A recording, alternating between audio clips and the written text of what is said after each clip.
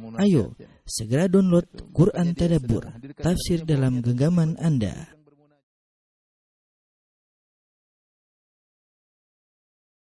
Bismillahirrahmanirrahim. Assalamualaikum warahmatullahi wabarakatuh. Alhamdulillahi ala ihsanih wa syukru lahu ala taufiqihi wa amtinanih wa asyhadu an la ilaha illallah wahdahu la syarika lahu ta'ziman li sya'nih wa asyhadu anna Muhammadan abduhu wa rasuluhu da'ila ridwanih. Allahumma salli alaihi wa ala alihi wa ashabihi wa ikhwanih. Para ikhwan dan akhwat, bapak dan ibu yang dirahmati oleh Allah Subhanahu wa taala, kita lanjutkan pembahasan kita dari tafsir juz amma, dan insyaallah pada kesempatan bahagia ini kita akan bahas tafsir surat Al-Falaq dan surat An-Nas, ya. Surat ke-113 dan surat 114 yang terakhir yaitu An-Nas, ya.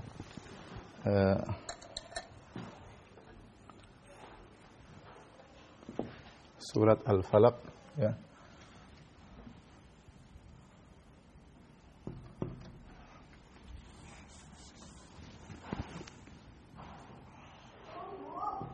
Al-Falaq dan An-Nas. Kedua surat ini, ya, dikenal dengan Al-Mu'awwidhatain. Al-Mu'awwidhatani atau Al-Mu'awwidhatani atau Mu'awwidhatain, yang artinya dua pelindung, ya. Ya, karena dua surat ini disebutkan dalam sebagian riwayat bahwasanya dua surat ini turun ketika Nabi Shallallahu Alaihi Wasallam disihir oleh seorang Yahudi yang bernama Labid bin A'sam al-Yahudi. Dia menyihir Nabi Shallallahu Alaihi Wasallam. Kemudian akibat dari sihir yang dialami oleh Nabi Shallallahu Alaihi Wasallam, dikhayalkan seakan-akan Nabi Shallallahu Alaihi Wasallam mendatangi istrinya. Ternyata Nabi tidak mendatangi istrinya. Ya, ini disebut oleh sebagian ahli tafsir adalah sebab turunnya kedua surat ini, sehingga akhirnya Allah mengirim malaikat untuk meruqyah Nabi sallallahu alaihi wasallam, malaikat Jibril. Kemudian dibacalah dua surat ini, Al-Mu'awwidhatain atau Al-Mu'awwidhatan, itu dua surat pelindung, Qul a'udzu birabbil falaq, Qul a'udzu birabbin nas. Disebut dengan Mu'awwidhatan karena dibuka dengan Qul a'udzu, yaitu katakanlah aku berlindung kepada engkau ya Allah. Qul a'udzu birabbin nas. Aku berlindung dengan Rabbnya manusia, atau aku berlindung dengan Rabbnya pemilik subuh, ya. Maka disebut al-mu'awwidh, yaitu sebagai untuk perlindungan, ya. Adapun Nabi sallallahu alaihi wasallam pernah disihir, maka ini datang dalam hadis yang sahih dalam Sahih Bukhari dan yang lainnya. Sebagian orang mencoba mengatakan hadis ini lemah, hadis ini dhaif, ya. Karena tidak mungkin Nabi tersihir, karena kalau Nabi tersihir akan terpengaruh dengan wahyunya yang diturunkan oleh Allah kepada Nabi. Nabi bisa salah menyampaikan. Jawabannya tidak. Sihir yang dialami oleh Nabi SAW tidak ada kaitannya dengan wahyu, tapi dia semacam penyakit pengkhayalan bagi Nabi SAW. Seakan-akan Nabi mendatangi istrinya, ternyata tidak. Dan ini juga pernah dialami oleh Nabi Musa AS. Ketika Nabi Musa AS berduel dengan para penyihir Fir'aun, ya, mereka melemparkan tongkat-tongkat mereka dan tali-tali mereka tiba-tiba berubah menjadi ular. Kata Allah Subhanahu wa taala, ya, yukhayyalu ilaihi min sihrihim annaha tas'a fa awjasa fi nafsihi khifatan Musa. Qulna la takhaf innaka antal a'la. Ya, ketika mereka melemparkan tali-tali mereka, tongkat-tongkat mereka, kata Allah, ya, tiba-tiba menjadi ular yang ja'u bi sihrin azim, mereka datang dengan sihir yang hebat, sehingga dihayalkan kepada Musa bahwasanya ular tersebut bergerak. Akibatnya apa? Nabi Musa tersihir. Fa'awjasa fi nafsi khifatan Musa. Nabi Musa ketakutan. Allah berkata, "Qulna la takhaf," jangan kau takut. Berarti Nabi Musa tersihir, tapi sihir tersebut tidak ada pengaruhnya tentang wahyu Allah kepada Nabi Musa. Ya, tetap yang disampaikan oleh Allah kepada Nabi Musa, Taurat, tidak akan bisa terganggu. Demikian juga sihir yang dialami oleh Nabi sallallahu alaihi wasallam bukan sihir yang pengaruhi wahyu yang Allah wahyukan Al-Qur'an kepada Nabi sallallahu alaihi wasallam. Oleh karena sihir tersebut seperti penyakit yang dialami oleh Nabi, ya. Akhirnya Nabi sering dihayalkan telah mendatangi menggauli istrinya, ternyata tidak, sampai akhirnya dilepaskan, ya, dengan yang antaranya diketemukan buhulnya di dalam sebuah sumur tua, kemudian dikeluarkan. Kemudian Nabi juga diruqyah oleh malaikat Jibril alaihissalam dengan baca surat Qul a'udzu birabbil falaq, Qul a'udzu birabbin nas. Oleh karenanya dua surat ini di antara dua surat yang ampuh, ya. Ini surat ampuh untuk ruqyah. Ya, surat ampuh, ya, untuk ruqyah. Kita tahu ruqyah boleh, ya. Dan ruqyah sangat diperlukan terutama di tanah air kita yang masih banyak dukun yang berkeliaran bahkan dihormati ya. Dan yang lainnya. Baik. Surat ini disebut dengan surat Madaniyah. Surat Madaniyah itu surat yang turun di kota Madinah ya. Ya, setelah Nabi berhijrah. Sekarang kita bahas yang pertama adalah Qul Al-Falaq ya. Baik, Al-Falaq Allah Subhanahu wa taala berfirman, "Qul a'udzu birabbil falaq min syarri ma khalaq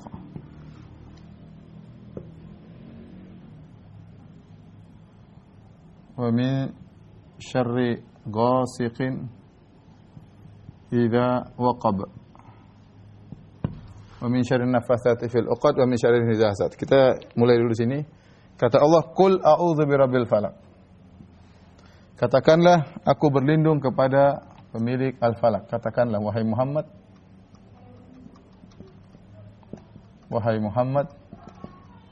atau wahai Nabi, a'udzu birabbil falaq. Aku berlindung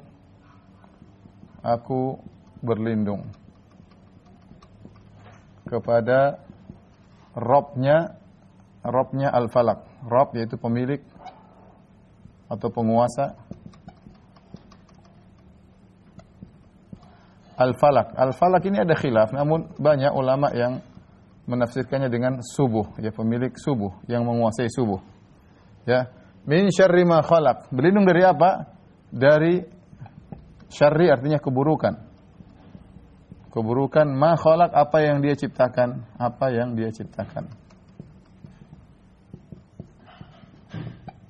Kemudian wa min syarri ghasiqin idza waqab. Dan dari keburukan malam, dari keburukan malam jika telah gelap gulita.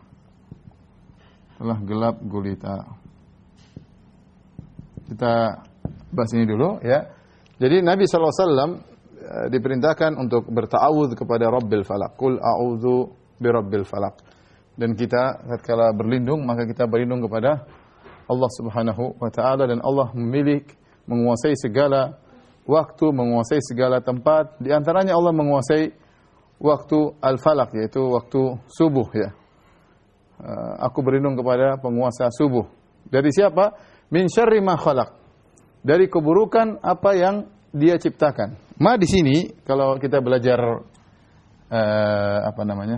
belajar ilmu fikih disebut dengan al-mausulah. Al-mausulah yaitu memberikan faedah umum. Faedah keumuman. Yaitu dari apa yang dia ciptakan itu mencakup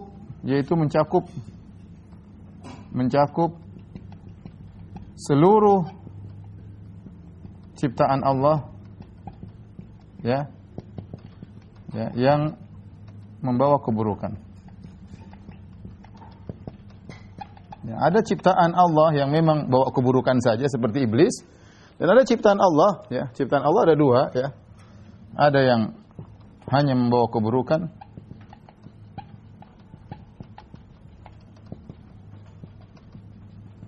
seperti iblis ya, setan ya.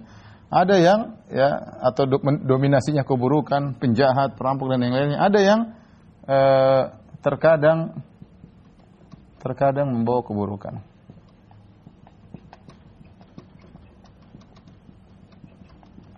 Nah, kita berlindung kepada Allah tatkala kita baca surat ini. Makanya surat ini sangat penting dibaca tatkala zikir pagi dan petang, dibaca setelah salat 5 waktu, dibaca sebelum tidur. Dua surat ini ya, seperti Al-Ikhlas mirip ya, dibaca zikir pagi petang, dibaca setelah salat maghrib, setelah salat subuh, kemudian dibaca sebelum tidur ya. Ini qul a'udzu birabbil falaq, qul a'udzu birabbin nas ya.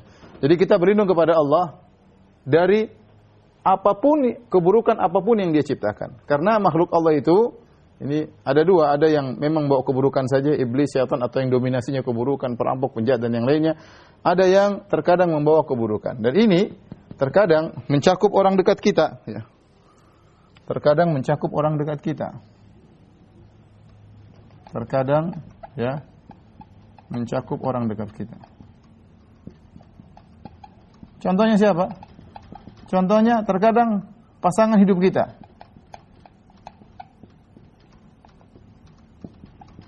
Terkadang anak-anak kita. Kata Allah Subhanahu wa taala, "Innama amwalukum wa auladukum fitnah." Sesungguhnya anak-anak kalian, harta kalian fitnah. Terkadang anak-anak jadi fitnah. Sumber keburukan. Keburukan bagaimana menjadikan seorang saking cintanya kepada anaknya, akhirnya dia mungkin lalai beribadah, atau karena saking sayang kepada anaknya terkadang dia harus melakukan yang haram, mencari nafkah dengan cara yang haram demi menyenangkan anaknya dan yang lainnya.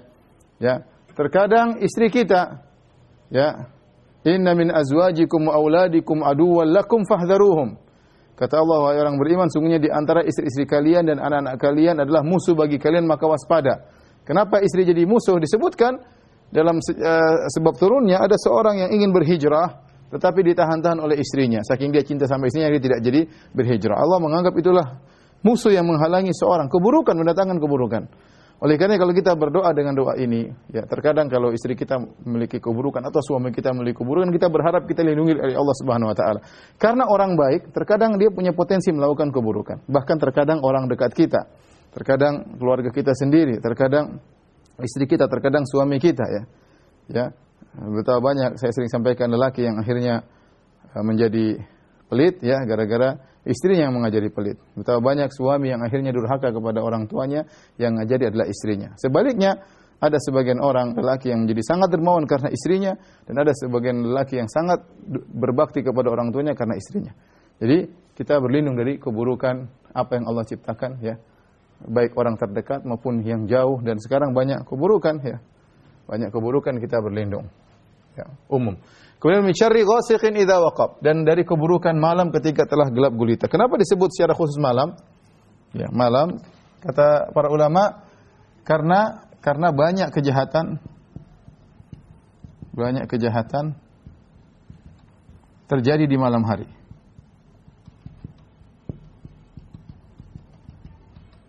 Ya, banyak, ya. Banyak sihir, perampokan, ya, banyak, ya. Misalnya sihir, ya. Apalagi perampokan. Tentu di siang hari juga ada, tapi sering di malam hari. Kemudian apa, perzinahan, ya. Dugem, ya. Ya, dan lain-lain, ya. Narkoba dan lain-lain, kebanyakannya di malam hari, ya. Taib. Setelah itu, ya, oleh karenanya dikhususkan penyebutannya karena banyak kejadian terjadi di malam hari. Setelah itu Allah berfirman,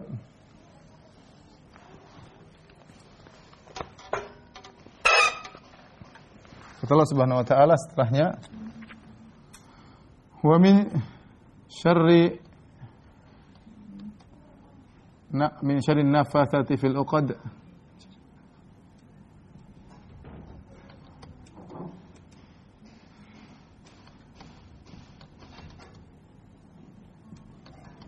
wa min syarri hasidin idza hasad.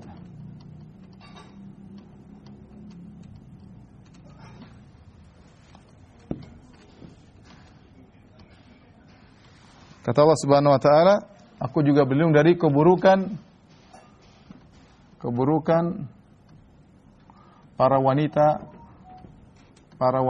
peniup di buhul-buhul untuk sihir, dan dari keburukan orang yang hasad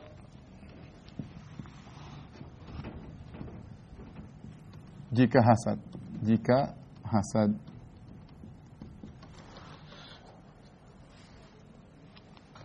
Taib ini perhatikan, di antara isi daripada surat Al-Falaq yaitu kita berlindung dari para wanita peniup. Maksudnya apa? Adalah nenek-nenek sihir, ya. Nenek sihir. Ya, bukan berarti tidak ada kakek sihir juga banyak, ya. Tapi maksud saya, kenapa disebutkan khusus para wanita? Ada dua sebab. Para wanita, kata para ulama zaman itu, kenapa wanita? Ada dua sebab. Ada yang mengatakan yang pertama zaman tersebut para penyihir banyaknya wanita.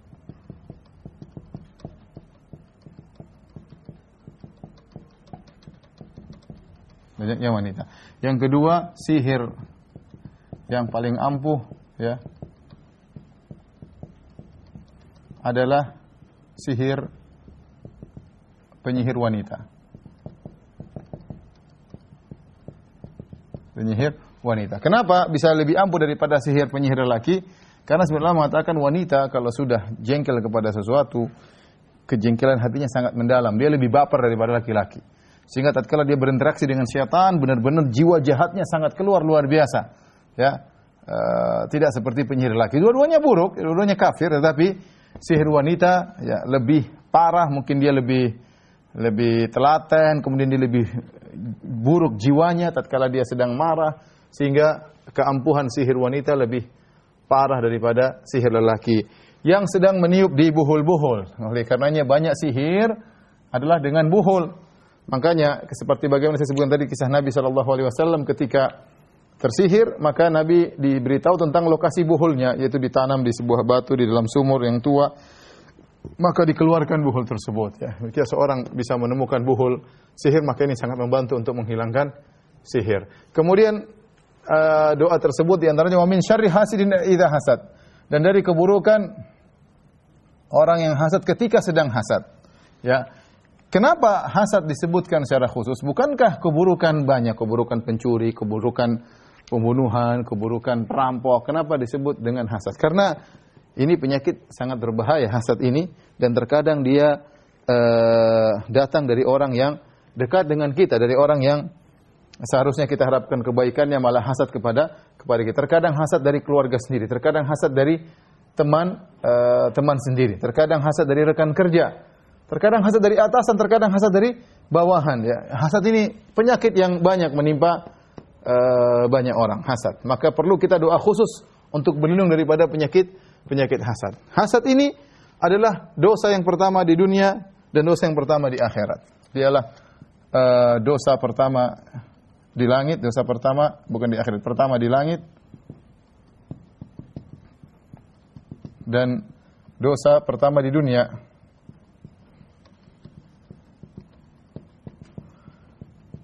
Adapun di langit adalah hasad iblis kepada Adam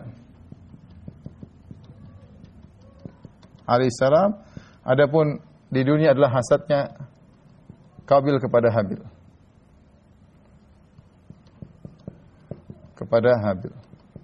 Atau anak-anak Adam. Nama-namanya belum tentu Qabil dan Habil, tapi antara dua anak Adam yang saling hasad. Adapun dosa pertama, hasadnya iblis kepada Adam. Ini sudah kita jelaskan dalam kisah Nabi Adam alaihissalam dalam ceramah yang panjang. Intinya iblis dahulu, pendapat mayoritas ulama, dia adalah jin yang baik, jin yang soleh, yang punya ilmu. Sampai-sampai saking solehnya iblis, saking punya ilmu, dia sering gaulnya sama level malaikat, sehingga dia sering sama malaikat, ya, iblis. Tiba-tiba Allah Subhanahu wa taala ciptakan Adam, pendatang baru yang Allah berikan kemuliaan. Di antaranya Allah ajarkan dia wa 'allama Adam al-asma'a kullah. Allah memberikan dia ajaran tentang nama-nama seluruh benda. Kemudian Allah menciptakan dia dengan dua tangan Allah Subhanahu wa taala. Kemudian Allah menyuruh malaikat dan iblis sujud kepada Adam. Tiba-tiba Allah muliakan Adam. Ya. Dan ini tidak bisa diterima oleh iblis. Iblis jengkel, kenapa ada pendatang baru kemudian mulia, bahkan kita disuruh sujud kepada Adam. Maka dia pun disuruh sujud oleh Allah kepada Adam. Dia protes, dia mengatakan ana khairun minhu, aku lebih baik daripada dia. Khalaqtani min nar wa khalaqtahu min tin. Kau ciptakan aku dari api, kau ciptakan dia dari tanah. Sehingga dosa pertama di langit gara-gara hasad. Dosa pertama di dunia adalah Qabil dan Habil. Kata Allah Subhanahu wa taala, "Watlu 'alaihim naba abnai Adam bil haqqi id qarraba qurbanan fatuqabbala min ahadihim wa lam yataqabbal min akhar qala la aqtulannak." Dan ceritakanlah kepada mereka tentang kisah dua anak Adam. Sama-sama memberikan korban kepada Allah dan diterima dari salah satu dan Allah tidak terima dari yang lainnya. Yang lainnya ketika tidak diterima korbannya dia hasad. Dia mengatakan, "La aqtulannak, aku akan bunuh engkau." Perhatikan sini.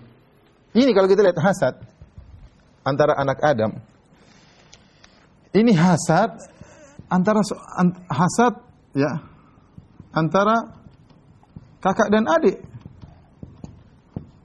dan adik. Kemudian yang berujung pada pembunuhan. Pada pembunuhan. Jadi ini bahayanya hasad. Hasad ini mengantarkan kepada musibah-musibah yang lain. Contoh lagi, hasad apa? Hasadnya saudara-saudara Yusuf alaihissalam, kakak-kakaknya Yusuf, ya, mengantarkan kepada Yusuf, mengantarkan membuang Yusuf. Jadi maksud saya ketika bicara hasad ini terkadang bukan berbicara tentang orang kita dihasati orang jauh, terkadang sama orang dekat, sama kakak sendiri, adik sendiri bisa timbul hasad, apalagi orang lain yang tidak punya hubungan darah dengan kita. Ya, bahkan saya pernah ketemu orang datang kepada saya, Ustadz, dia cerita tentang kakaknya atau adiknya, atau istrinya, istri saya disihir oleh adiknya atau kakaknya. Saya bilang, adiknya benar, iya Ustadz, adiknya sihir dia. Padahal adiknya lulusan pondok. Adiknya tahu nggak yang sihir dia? Sihir itu syirik. Tahu Ustadz. Subhanallah, saking hasadnya, adiknya nekat menyihir kakaknya sendiri padahal adik kakak. Padahal sudah tahu sihir itu syirik, tapi hasad membuat dia lupa diri, membutakan matanya. Lihat bagaimana kakak akhirnya membunuh adiknya, anak-anak Adam. Bagaimana saudara-saudara Yusuf ketika hasad kepada Yusuf akhirnya dilemparkan dalam sumur, dijual jadi budak. Ini semua gara-gara hasad. Maka Allah alam, inilah kenapa Allah menyebutkan secara khusus penyakit ini. Dan penyakit ini sering menimpa manusia, ya. Kita berlindung dari hasadnya orang hasad, dan kita berlindung jangan sampai kita hasad sama orang, ya. Karena hasad terkadang ada orang hasad kepada kita, terkadang kita hasad sama orang. Terkadang sama hasad sama orang. Apa itu hasad? Pengertian hasad. Ini sederhana saja, ya, definisi hasad.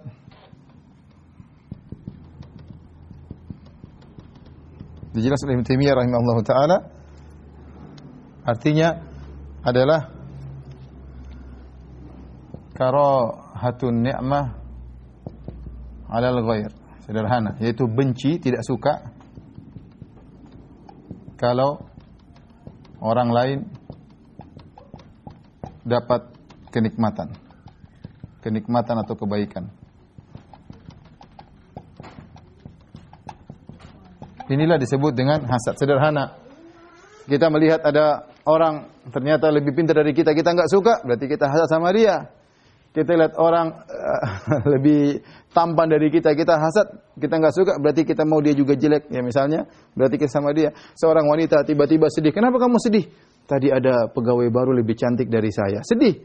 Ya, kenapa? Hasad kepada yang lebih cantik daripada dia, maka itu namanya hasad. Lebih parah daripada ini, berharap nikmat tersebut hilang. Sekedar benci saja, sekedar benci, tidak suka orang dapat kenikmatan, itu hasad. Apalagi kemudian berharap nikmat orang tersebut hilang dari dia. Apalagi dia berharap nikmat tersebut hilang dan dia menggantikannya. Hasad bertingkat-tingkat, ya. Maka kita kalau terkena hasad, kita tahu kita sedang tingkatan yang mana. Sedang pada tingkatan yang mana. Oleh karenanya hati-hati, seorang waspada terhadap hasadnya orang lain kepada dia, dan dia waspada jangan sampai dia juga hasad kepada orang lain. Ustaz, bagaimana kalau kita ditimpa hasad? Memang menghindar dari hasad perkara yang susah. Makanya Ibnu Taimiyah rahimahullah taala pernah berkata, la yakhlu jasadun min hasadin walakinnal karim yubdih walakinnal karim yukhfi wal laim yubdih. Tidak ada satu jasad yang kosong daripada hasad. Hampir semua kita pernah berhasad, terutama hasad pada yang selevel dengan kita, ya. Sama-sama pegawai, sama-sama tukang becak, hasad dengan tukang becak yang lainnya, sama-sama dokter, sama-sama pejabat, sama-sama pemain partai, semua hasad selevel-level, ya. Tidak ada tukang becak di depan toko besar kemudian dia hasad kepada pemilik toko. Tidak, dia hasadnya sama tukang becak. Jadi biasanya hasad itu selevel. Nah, kalau timbul hasad, kata Ibnu Taimiyah rahimahullah taala, orang yang baik dia akan berusaha menyimpan. Adapun orang yang buruk dia akan menampakkannya. Nah, kalau kita rasa diri kita terkena hasad, maka jangan sampai kita ucapkan kata-kata tersebut, kita mencela orang tersebut, hati-hati. Ya, kita berbuat zalim sama orang lain, apalagi kita bertindak, jangan sampai kita berbuat zalim sama orang lain, tapi kita lawan perasaan tersebut. Jangan kita ungkapkan, kalau perlu kita kasih hadiah kepada orang yang kita hasati, kalau perlu kita puji-puji kebaikan dia, agar kita melawan hasad tersebut dari hati kita. Ini para pemirsa yang dirahmati Allah Subhanahu wa taala berkaitan dengan surat Al-Falaq. Insyaallah di sini kita lanjut surat An-Nas. Tapi para pemirsa yang dirahmati Allah Subhanahu wa taala, kita lanjutkan pada surat kedua, surat An-Nas.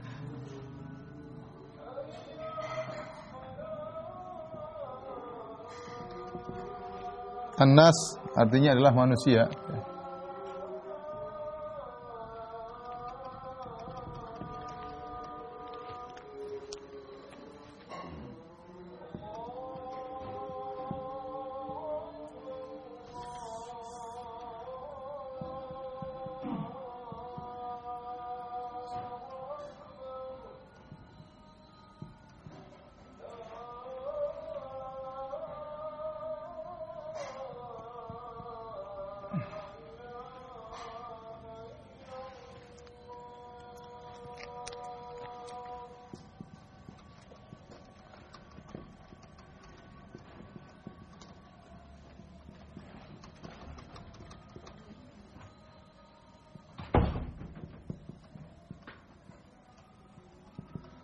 Katakanlah wahai Muhammad, a'udzu birabbin nas, aku berlindung kepada Rabb manusia.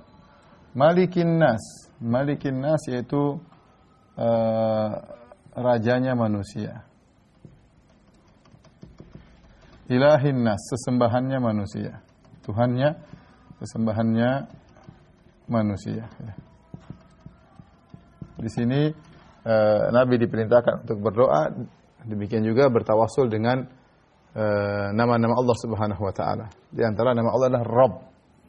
Aku berlindung ya pada Rabb manusia. Rabb artinya pengatur. Rabb ya artinya ya penguasa, kemudian pengatur, pengurus ya. Seperti tarbiyah ya. Pengurus manusia. Yang ngurusi manusia seluruhnya adalah Allah Subhanahu wa ta'ala ya. Malikin nas, raja manusia. Dialah Allah Subhanahu wa ta'ala, raja yang sesungguhnya. Adapun raja-raja yang ada sekarang, penguasa-penguasa sekarang hanyalah raja sementara. Kemudian terkadang mereka tidak menjadi raja selamanya, terkadang diganti penguasa, datang penguasa yang lain. Terkadang terjadi pemberontakan, terkadang macam-macam. Raja yang sesungguhnya raja manusia adalah Allah Subhanahu wa ta'ala. Oleh karenanya pada hari kiamat kelak Allah akan berkata, Anal Malik, Anad Dayyan. Aku adalah Maharaja dan aku adalah Maha pemberi pembalasan. Aina mulukul ard, mana raja-raja dunia? Enggak ada yang berani nongol, semua takut. Ya, raja-raja dunia pada akhirat tidak ada yang berani nongol, semua takut kepada Allah Subhanahu wa taala. Kemudian ilahin nas, sesembahannya manusia, tidak ada yang berhak disembah kecuali manusia. Sudah kita bahas kemarin bahwasanya hanya Allah yang penguasa manusia, raja manusia, dialah yang berhak untuk disembah. Adapun menyembah makhluk seperti kita, menyembah hewan apalagi menyembah jin, menyembah yang lainnya, ini semua adalah kesyirikan. Kemudian kata Allah Subhanahu wa taala, "Qul bi rabbin nas, malikin nas, ilahin nas, min syarril waswasil khannas." Min syarril waswasil khannas.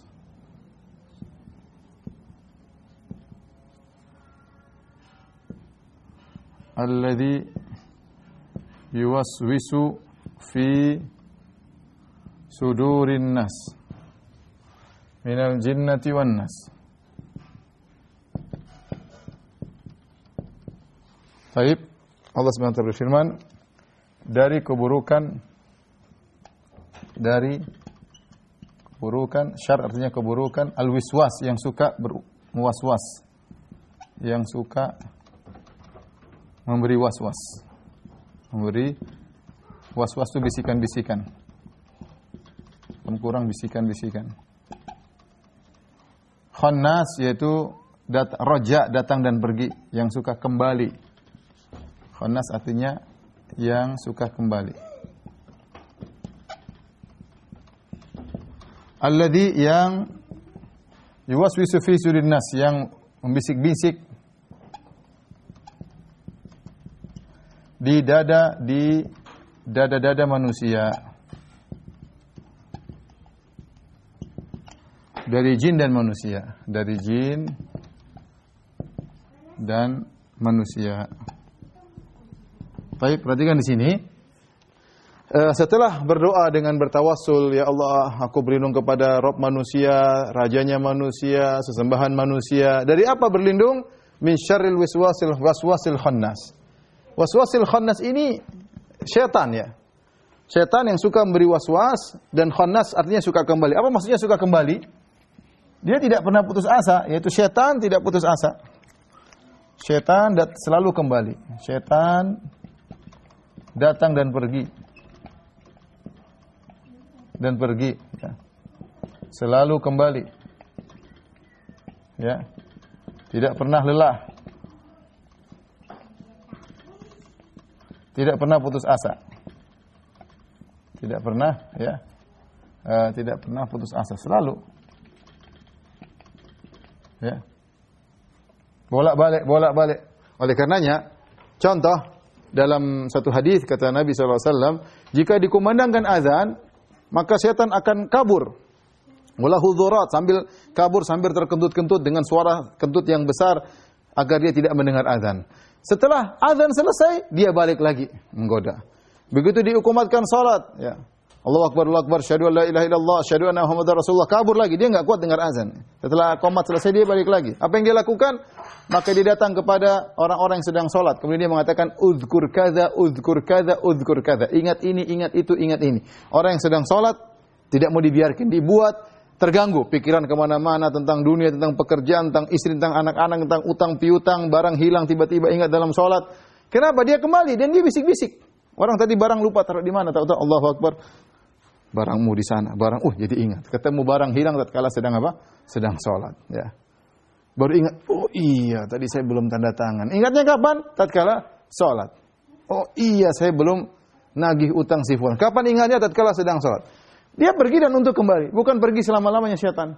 Dia pergi untuk kembali. Maka disebut dengan al-khannas, yaitu pergi dan kembali. Ini bahayanya sifatnya syaitan. Kemudian perhatikan, dia sering memberi bisikan-bisikan. Syaitan tatkala menggoda, perhatikan sini. Dimulai dengan bisikan-bisikan. Kata Ibnu Qayyim rahimahullah taala, godaan syaitan. Godaan syaitan dimulai dengan bisikan-bisikan. Pertama, bisikan-bisikan. Bisikan-bisikan. Tadinya manusia tidak berpikir apapun, misalnya tentang maksiat. Dia ingin menjelaskan, menjerumuskan dalam maksiat. Caranya gimana? Dia bisik-bisikan tentang maksiat. Tadinya tidak kepikiran, datang setan ngajarin. Ini lezat, ini nikmat, ini maksiat. Mulai dia berpikir. Manusia terbawa tanpa sengaja, setan mulai mikir. Ya, sampai akhirnya dari bisikan-bisikan tersebut muncul yang kedua namanya iradah, kehendak. Tiba-tiba terbetik hatinya manusia setelah dibisik-bisik oleh syaitan, berkehendak. Itu awalnya maksiat. Ya. Bagaimana orang terjerumus dalam zina? Bisikin dulu ya tentang ini, kecantikan dan yang lainnya. Berkehendak, pengen lihat. Ketika sudah berkehendak, syaitan terus membisik-bisik, menghiasi. Syaitan menghiasi kemaksiatan. Ya. Di antara cara menghiasi kemaksiatan apa? Menggambarkan tentang kelezatannya.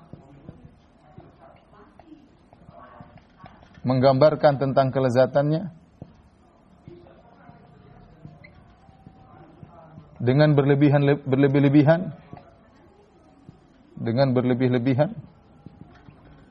Kemudian membuat lupa manusia dari akibatnya.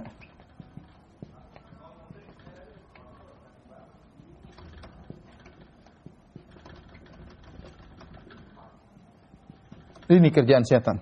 Dan dia sudah bersumpah kepada iblis, dia mengatakan la uzayyinanna lahum fil ardi, sungguh aku akan menghiasi kemaksiatan bagi mereka di atas muka bumi. Ya, orang yang bermaksiat, yang berzina misalnya, dia jelaskan tentang lezatnya berzina, bagaimana indahnya dengan perempuan dan macam-macam dia hiasi.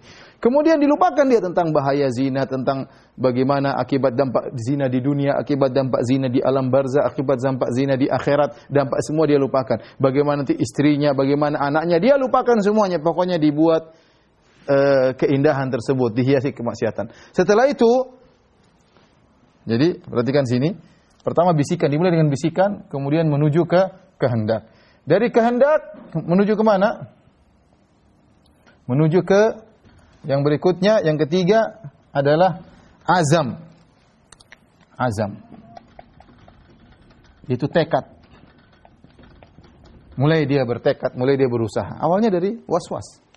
Mulai bertekad untuk melakukan perzinahan tersebut.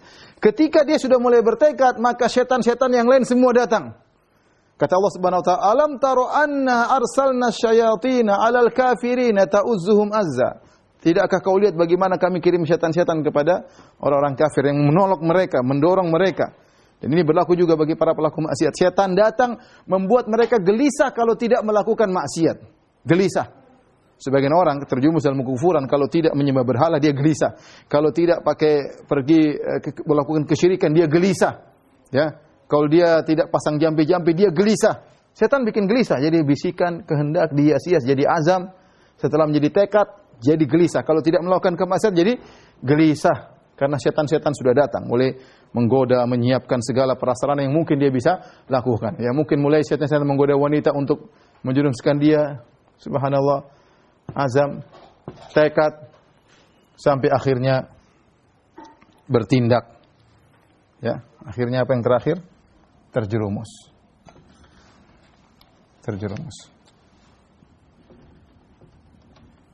Sebagian orang terjerumus dalam perzinahan. Akhirnya, ya, apa yang dia dapatkan? Kelezatan cuma sesaat, berzina dengan seorang wanita, dampaknya buruk, rumah tangganya hancur, anak-anaknya berantakan, kelezatan tersebut tidak selamanya, kebahagiaan dicabut dari Allah Subhanahu wa taala, belum musibah di alam barzah, belum musibah di akhirat, dan itu yang dikehendaki oleh syaitan. Dimulai dari apa? Para pemirsa yang dirahmati oleh Subhanahu wa taala, dari bisikan-bisikan. Ini hati-hati. Makanya kalau kita sudah mulai rasakan ada bisikan-bisikan, langsung qul a'udzu birabbin nas, malikin nas, ilahin nas, min syarril waswasil khannas, alladzi yuwaswisu fi sudurin nas, minal jinnati wan nas. Baik. Apa maksudnya minal jinnati wan nas? Ini maksudnya apa? Dari golongan manusia dan jin. Ada dua pendapat di kalangan para ahli tafsir. Ya, ada maksudnya di antaranya yang dimaksud adalah yang dibisiki, ya. Ini maksudnya kembali kepada yang dibisiki. Maksudnya setan-setan itu menggoda manusia, yang digoda tersebut ada manusia, ada jin. Jadi menunjukkan ada jin baik, ada jin jahat. Ini menunjukkan ada jin baik dan ada jin jahat. Jin jahat itu syaitan. Ya. Atau ini pendapat pertama, pendapat kedua dari kalangan, jadi yang maksudnya dari kalangan jin dan manusia yang digoda oleh syaitan adalah dari kalangan jin dan manusia. Syaitan juga menggoda di antara mereka, jin di antara mereka digoda dan juga menggoda manusia. Pendapat yang kedua yang dimaksud dengan jin dan manusia adalah yang menggoda. Yang menggoda. Pendapat yang kedua ini pendapat pertama. Di pendapat kedua artinya yang menggoda. Yang menggoda manusia itu ada dua model. Ada penggoda jin, ada penggoda manusia. Jadi yang bisik-bisikan keburukan itu, tukang bisik-bisik itu terkadang jin masuk dalam hati manusia. Terkadang setan manusia. Allah sebutkan bahwasanya setan ada golongan jin, ada golongan manusia. Seperti dalam surat Al-An'am 112 kata Allah, "Wa kadzalika ja'alna likulli nabiyyin aduwan syayatinal insi wal jinni." Demikianlah kami menjadikan bagi setiap nabi musuh apa? Syayatinal insi wal jinni, setan manusia dan setan jin. Jadi yang menggoda kita ini terkadang jin, terkadang manusia, teman-teman, teman kantor, teman ini, teman ngobrol, teman di Facebook, teman di Instagram, teman di medsos, yang bisik-bisikan akhirnya kita terjerumus dalam kemaksiatan, ya. Oleh karena hati-hati, penggoda manusia terkadang dari kalangan jin, dari kalangan manusia. Dari sini kita tahu kalau kita mau bagi, ya, bahwasanya ada namanya iblis, ada namanya syaitan. Apa bedanya iblis dan syaitan? Iblis dari golongan jin. Iblis itu dari golongan jin. Kalau syaitan adalah sifat buruk, bisa manusia, bisa jin. Dan jin ada jin yang baik, ya.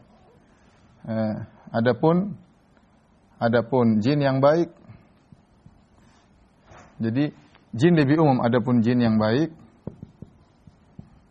maka bukan syaitan.